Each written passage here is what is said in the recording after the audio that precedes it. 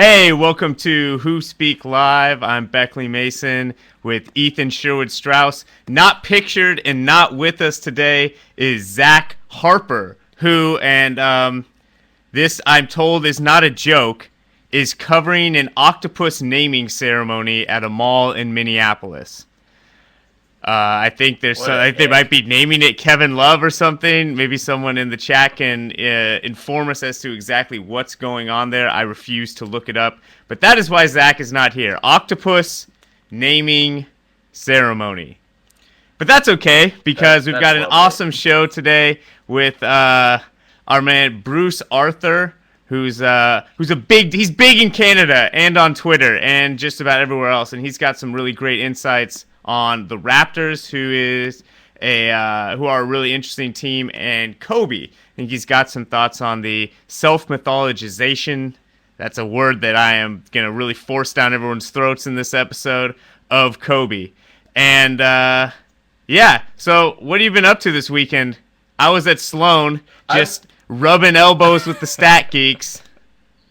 Oh, God. It was terrible. It was frankly terrible to endure a weekend not being at Sloan and have so many of your friends happen to be at Sloan because you guys are on the email threads that I'm included on. You're like those kids. You're like those kids who went to Jewish camp together and you guys all had this profound experience and you just won't shut up about it. And I'm on the outside and you're going, oh my God, do you remember that crab at the restaurant? It was a big crab at the restaurant. And you have little in-jokes with each other on Twitter. And at a certain point, I didn't even care about all the knowledge and information and cool stuff bestowed upon us from the conference because you guys are just making me pink with jealousy. So those are my Sloan thoughts, Beckley. I'll tell you what, that crab was pretty hilarious. I ended up in Chinatown of Boston with Rob Mahoney, Tom Sunnergren, Danny Nowell, and Jovan Buha. Well, I don't even know if he's allowed to be out that late since he's like 16 years old.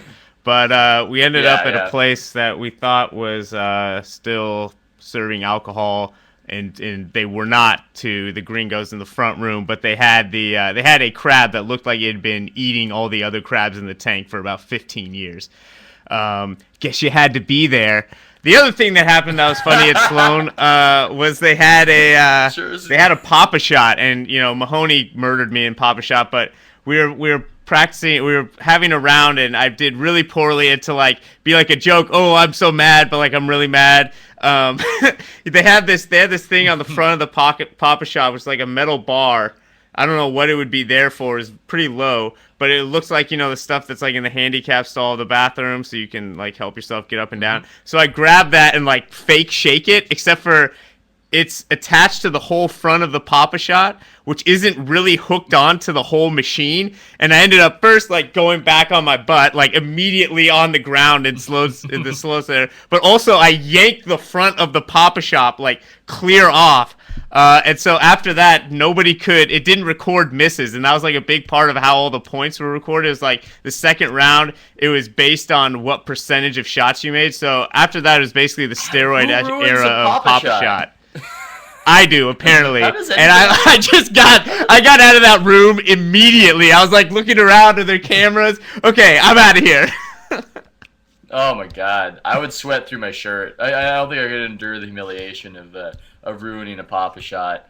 Do we have confirmation? I think Harper was particularly mad because he had a Pop-A-Shot date with Brent Barry that got called off on account of Pop-A-Shot mishandling. Oh man. Well, at least it wasn't Tony Parker interceding there, so I guess that's good. That is a cryptic note that will be interpreted by those who Google Tony Parker, Brent Barry, and Sneaky. Yes. You got something that just came out today on Jeremy Lin. Tell us about it. Oh. Yes, there was a man, or there is a man, Richard I like Wu, this intro. As in, yeah. There was a man. There was a It's man. It's like that song, what was that Canadian group, Weird Al Yankovic, once there was a man who... Oh, right, yeah. Anybody remember? I'm with you. Yeah. So, Yeah, great. Anyway, he was in on the Lin phenomenon early, and he is Taiwanese American, and he actually writes for Golden State of Mind, and he wanted to kind of be a part of Lin's sanity and envisioned it, and thought that Lin could be this Asian American figure and really a galvanizing force for that community, and he got really into it in a very almost innocent way, I think, but at the same time wanting to connect Lin to perhaps elements that were not so innocent in the AAU structure to get noticed by the right scouts. And in the end, Lin didn't necessarily want to be that guy. From the people I've talked to, on and off the record, he basically wasn't into being this kind of famed Asian American symbol in many ways that he eventually did become, because he was so fixated on just the here and now and getting better at basketball. So it's there's a level of irony to what happened, and maybe we're not at the height of Linsanity, but I still think it's fun to look back and just see what transpired. And I frankly don't think that there's a lot of information out there about who Lin is and what his preferences are, in part due to this making him a symbolization of Lin. Right. Well, and in making him the symbol, we don't really give any we don't give any credence to his own wishes of how he would like to live his life or what he thinks he means in the basket. I think from reading your article and from what I've seen in little interviews with him, for him it's all about basketball, and like he wanted to believe and wanted it to be so that he would become an NBA player because he was a NBA level talent, not because he wasn't willing to use sort of that leverage of being the only like Asian American guard to ever like really take a run at the NBA as a novelty act to get him on the court.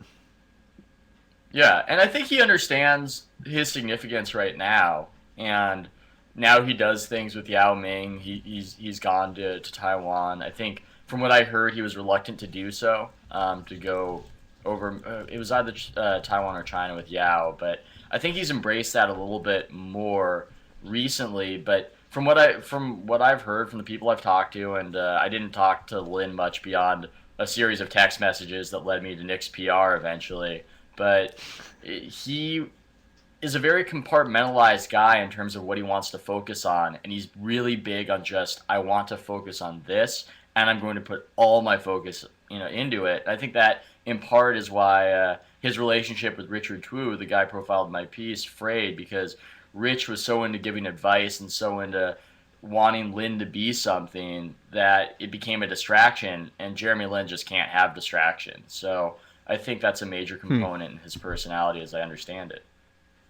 Well, interesting read, and not to hype you up too much, but I think there's very few looks at sort of the background of Lin beyond sort of his symbolic significance. So interesting tale of him dealing with this before it was a thing, really, to me.